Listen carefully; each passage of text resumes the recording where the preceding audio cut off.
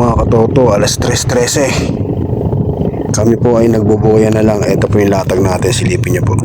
Ayan o, bagong latag yung dalawa na yan. Hanggang dito po yan o. Ayan yung dulo. Lagyan pa natin ng palutan sa pagitan. Tapos ito yung isa. Ito yung dulo. Yun o. Yan. Bali ano po yan mga katoto. 90-50 pa. Na doble. Magkasawa na po yan. Tapos yung nakikita nyo yung ano yun, nasa gitna yung kapaling. Dudugtungan pa natin yan, kaya hindi pa natin natin. Babalikan natin yan mga katoto. Ay yung pesta natin hanggang dun, malapit sa kubo. Yan yung pesta natin.